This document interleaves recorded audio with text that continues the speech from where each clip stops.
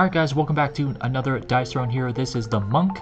He is a level 4 difficulty, so he is not as complicated as the Paladin or the Thief, but he definitely has some unique tokens. So the Monk, he's all about chi.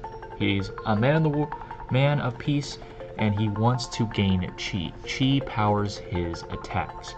So as you can see here, a lot of his attacks are unique, but most of them focus around gaining chi. So Meditate gives you 5 chi, Combo Strike gives you 2 chi, your Straights give you chi, Lotus Strike gives you chi, Serenity does, and Transcendence obviously with your ultimate. Really the only one that doesn't do it is Tempest Rush, which is a simple, if you roll 3 threes, you roll 3 dice to deal that total damage in roll value and damage, and if that roll value is at least 13, you inflict knockdown, which we talked about before. You spend 2 CP, your opponent has to spend 2 CP, or they are prevented from attacking you next turn. But how does chi work? So let's say you roll Combo Strike, and before we get into any of that, his dice symbols are a little bit unique. His first 2 are fists, his 3 is a palm, and his 4 and 5 are zens. Zen symbols, and of course the 6 is a lotus. So 1, 2, 3, 4, 5, and then 6. Alright, so what does chi do? So a player may use these to increase or reduce damage. Chis may be spent any time to prevent 1 damage per chi spent. Alternatively, you can spend a chi to increase attack damage by 1 per chi spent. Chis may not be used to increase damage that turn granted. Basically what this means is, you see how this says deal 6, and if you roll a Zen symbol you gain chi?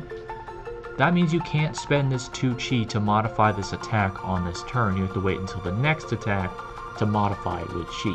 So you can't spend chi on the turn that you gained it to modify an attack, but you can if you're defending from an opponent. So let's say you do Combo Strike, you roll a 1, 1, 2, and 3. If you roll 1, if you roll a fist, you add 2 damage to this, and now you deal 8. If you roll a fist, it's 9, now you deal 9 damage. You gain 2 chi if you roll a 4 or 5, and on a 6 you can either gain evasive, we talked about a moon elf, but basically an evasive if you are attacked with, let's say, 8 damage. If you roll a 1 or a 2, you avoid taking that damage entirely and remove this token. Or Cleanse. Cleanse is the new effect with the Monk. Let's say someone affects you with knockdown. Let's say you're playing against Pyromancer and they give you knockdown.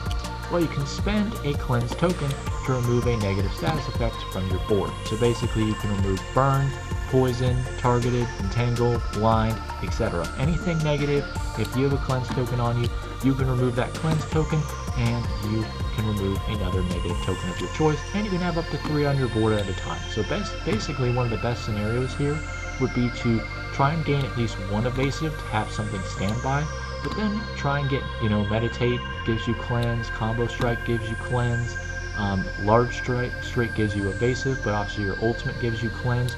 Get some Cleanse and evasive tokens so you can use them to cleanse to avoid being burnt or any overpowered negative token like Burn or Blindness, but also have evasive so you have an extra chance towards the end of the game when you're about to get attacked. Now, let's go through this here. Fist of Strike, if you roll 3 fists, deal 6, 4 fists, deal 7, 5 fists, deal 8, pretty standardatory. Meditate, if you roll 3 4s, 3 5s, or a mix of 4s and 5s, you gain 5 chi, which is the stack limit, so 5 chi, and then you gain evasive or cleanse. So similar to Combo Strike down here, you can choose whether you want to get evasive or cleanse. I would rather have both on my board, but if I was going to choose early game, I would try and get cleanse, because evasive is kind of a late game token. You kind of want to have that during the late game, so I would choose cleanse the first time, but if I got Combo Strike and I got this choose option down here, I would go with evasive. So at least I can have at least 1 chance. But now we have 5 chi.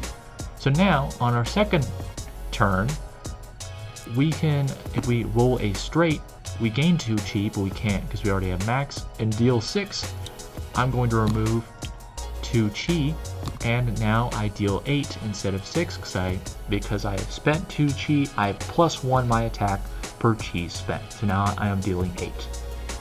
And then I can also just gain 2 chi because, I can, because now that I've dealt my damage, I can gain 2 chi. So this is how chi works. Basically, small straights and large straights refill your chi as you use it.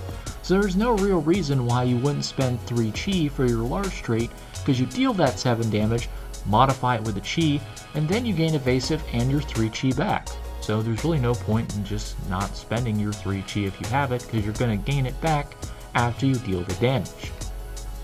Lotus Strike is similar, except you deal 5 undefendable damage, so I would spend all of these. I would spend 10 chi, and you know why? Because then increase chi stack by 1, so the stack limit's now 6, and then gain 5 chi. So basically, I would just spend all of your chi, because then you can just gain it all back, because you gain 5 chi after dealing that 5 plus 5, 10 undefendable damage. So yeah, it's pretty self-explanatory. You want to use your chi, especially on these moves here, because you'll just gain the chi back once you're done dealing damage. So there's no real reason why you wouldn't spend your chi. Same with your ultimate. You gain evasive and cleanse, inflict knockdown, deal 10.